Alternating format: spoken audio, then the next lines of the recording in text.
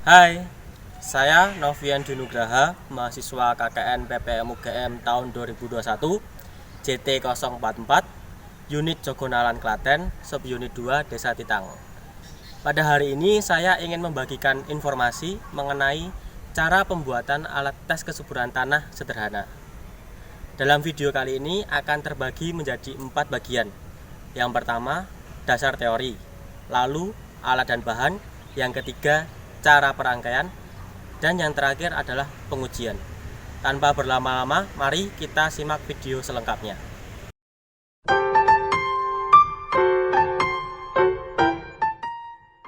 Sebelum melakukan uji tes kesuburan tanah, sangat diperlukan untuk mengetahui dasar teorinya terlebih dahulu.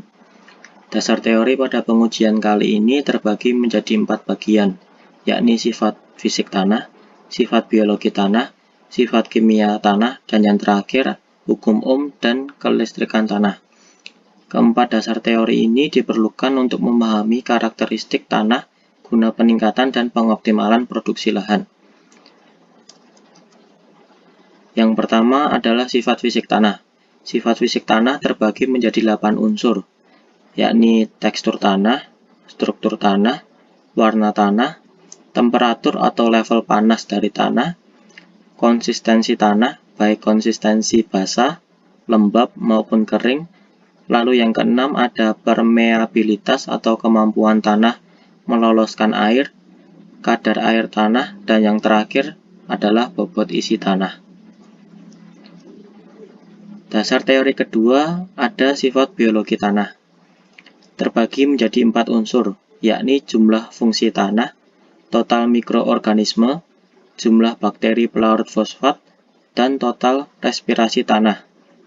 Mikroorganisme dalam tanah memiliki peranan penting dalam pelapukan bahan organik dan pendauran unsur hara.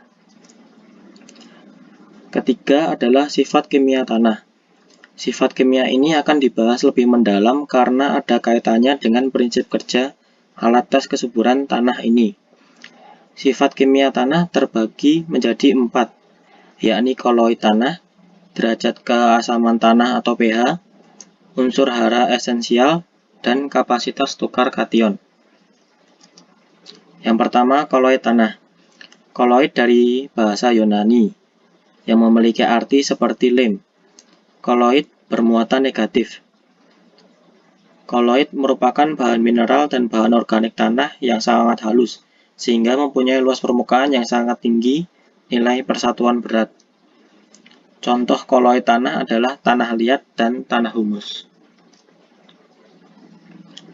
Kedua, derajat keasaman tanah atau pH. Nilai pH menunjukkan banyaknya konsentrasi ion hidrogen dalam tanah. Makin tinggi kadar ion hidrogen, semakin masam tanah tersebut.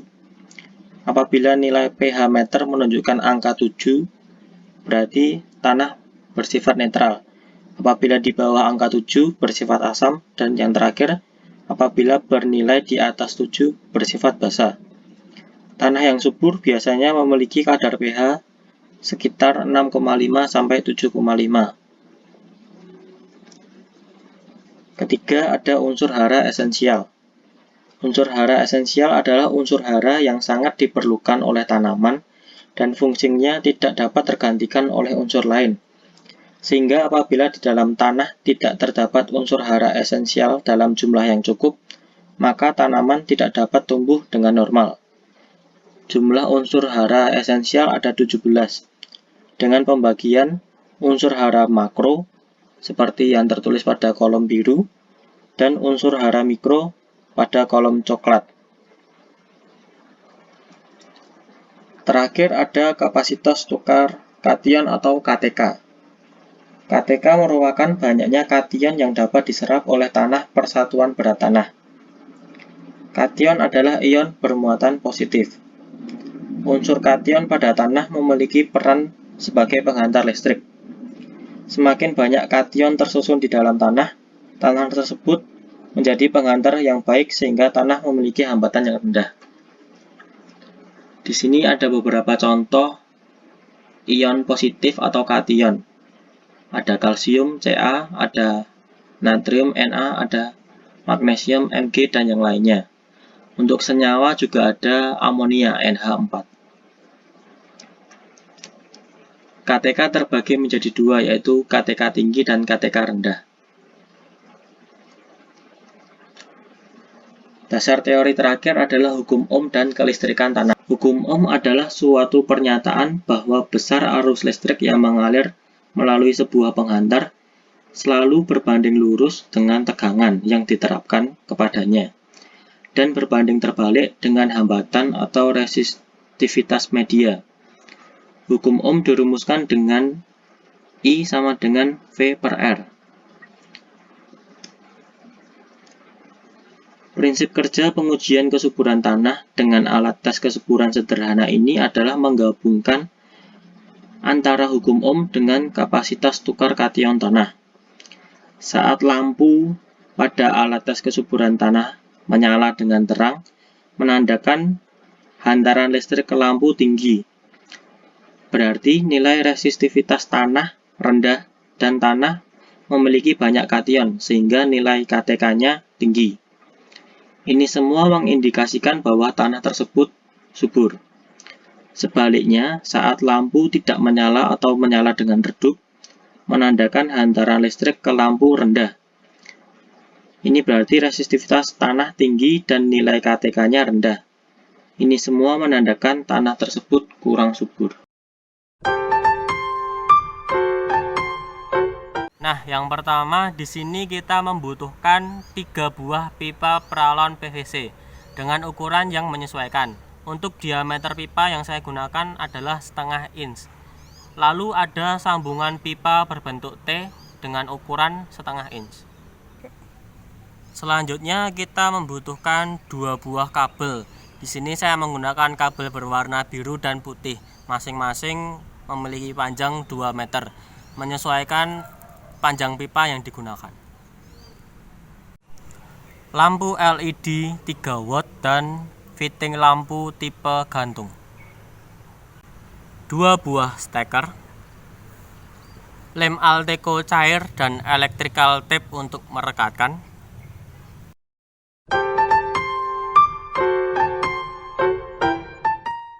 Pertama, ini merupakan skema elektronis dari alat tes kesuburan tanah sederhana. Cukup mudah dan simpel untuk dibuat. Tanpa berlama-lama, mari kita langsung praktekkan perangkaiannya. Baik, sekarang kita mulai merangkai alat tes kesuburan tanah. Pertama, saya ingin menunjukkan gambaran bagaimana pipanya tersusun terlebih dahulu. Jadi di sini ada 3 pipa dan sambungan T. Pertama, untuk bagian atas pipa kita pasang seperti ini. Nantinya di sini akan diberikan lampu. Kemudian di bagian kanan kita pasang untuk sumber AC PLN. Kemudian bagian bawah dipasang pipa terpanjang untuk cek kesuburan. Selanjutnya kita masuk ke rangkaian kabel. Di sini ada 3 kabel, 1 kabel biru dan 2 kabel putih. Rangkai ketiga kabel seperti skema rangkaian elektronis di awal tadi. Nah, berikut ini adalah rangkaian kabel saat sudah dimasukkan ke dalam pipa. Di sini kabel biru dari lampu ke steker PLN, sumber PLN. Kemudian kabel putih yang pendek dari lampu negatif ke steker kesuburan, dan yang terakhir kabel putih panjang dari steker PLN ke steker kesuburan tanah. Sebelum memasang fitting lampu, hal yang harus diperhatikan adalah mengetahui di mana letak titik positif dan titik negatif fitting. Jadi untuk titik positif fitting lampu ditandai dengan tembaga yang terhubung langsung ke bagian tengah fitting. Sedangkan untuk titik negatif ditandai dengan tembaga yang terhubung ke bagian samping fitting. Setelah mengetahui dan memastikan di mana letak titik positif fitting lampu, selanjutnya mari kita merangkai ketiga komponen, yakni fitting lampu, kemudian steker uji kesuburan tanah, dan steker sumber PLN.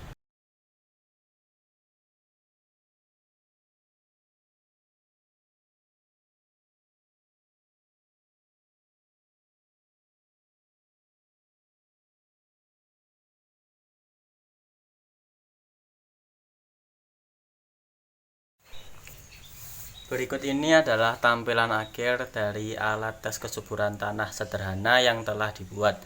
Di sini electrical tape dipakai untuk merekatkan kabel yang terpisah agar terlihat rapi. Kemudian lem Alteco dipakai untuk merekatkan antara fitting lampu dengan pipa dan steker ke pipa. Keunggulan utama dari alat tes kesuburan tanah sederhana ini adalah harganya yang ekonomis.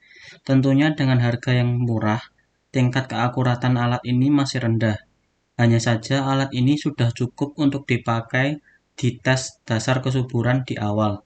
Untuk tes yang lebih lanjut atau lebih kompleks tidak disarankan memakai alat tes kesuburan tanah sederhana ini. Tahapan terakhir adalah tahapan pengujian. Di tahapan pengujian kali ini digunakan dua sampel tanah, yaitu tanah A dan tanah B.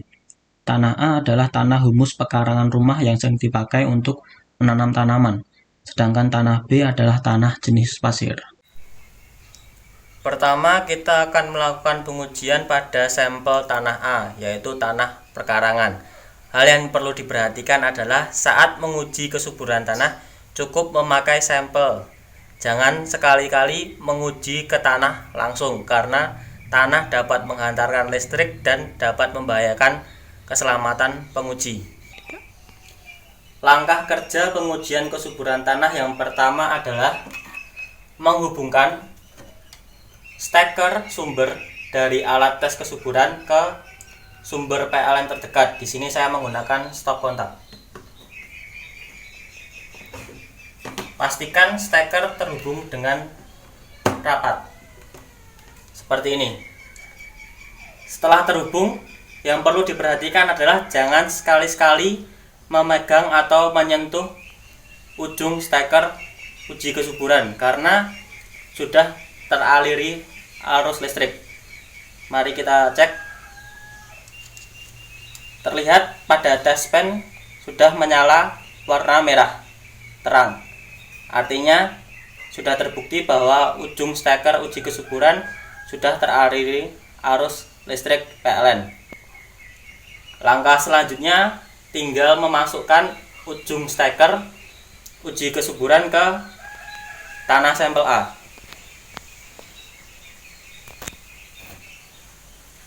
Setelah uji steker masuk ke sampel tanah, terlihat lampu nyala dengan terang.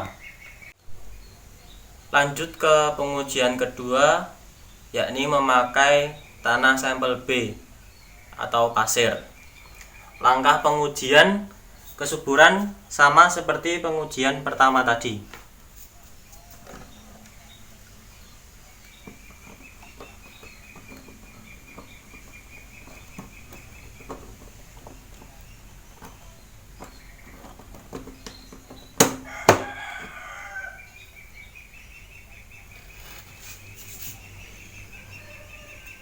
Terlihat di sini walaupun media pengujian pasir, lampu tetap menyala, tetapi tidak seterang saat sampel A tadi.